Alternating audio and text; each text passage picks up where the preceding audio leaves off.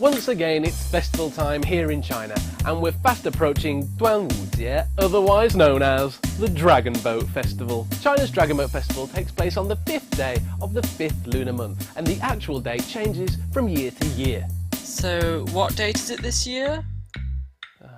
Cut. Look, if you've got any more questions, make sure you ask me before we start filming. I don't want to look stupid. Okay, so why are you wearing that t-shirt? It's a dragon? Well, it's quite clearly a bull. Anyway, I found the date. Just remember, no more questions, right? Just go on, ask me again. Okay, so what date is it this year? This year, Dragon Boat Festival falls on June the 9th. And what about the dragon boats? Oh, for Christ's sake. Dragon boat racing. Up and down the country during Duanwujie, teams of people race dragon boats. So called because the stern and the bow of the boats represent the shape of a traditional Chinese dragon.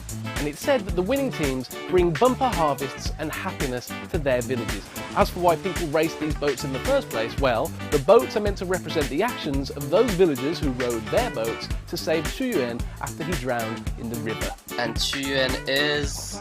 What have I told you about asking questions? Qu Yuan. Qu Yuan was a poet and a top advisor during the Warring States period for the state of Chu. Now, Qu Yuan supported the decision to fight against the state of Qin and helped to broker an alliance with the state of Qi.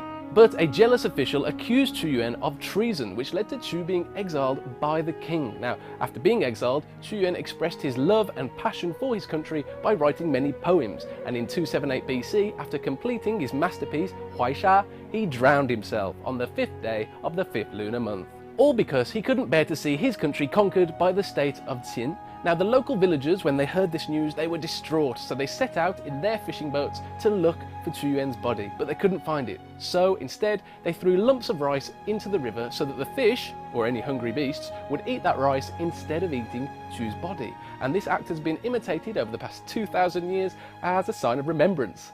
So what about Zongzi? I haven't even mentioned Zongzi. What are you even bringing that up for? Zongzi. Look, no more questions, got it? Yeah. Good. Zongzi is sticky rice wrapped in bamboo leaves. And depending on where you are in China, the sticky rice will be mixed with either sweet foods like dates and walnuts, or savoury items like salted meat. And the zongzi represent the lumps of rice thrown into the river by the villagers searching for the body of Qu Yuan. Now, we know who Qu Yuan is. He was the individual involved in the most well-known story surrounding Duanwujie. There are other stories, but this is the most well-known one. And the dragon boats represent the boats that the villagers took to search for Qu Yuan's body, and the zongzi represents the lumps of rice that they threw into the river. Okay, no more questions? Right, let's just tuck in, shall we? I think you're supposed to take the bamboo leaf off before you eat it, aren't you? Yep.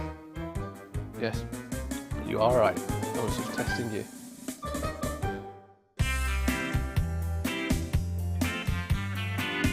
Dragon boat racing. Dragon boat racing. Dragon. No, for the state of Chu against the state of Qin. Qi. In the year 278 BC, after he finished his masterpiece. Is it Zongzi? Zongzi. Walnuts and jojoba beans, jojoba beans, yuyuba beans. I don't know how to say it. Oh, it stinks. Maybe get a pair of scissors or something.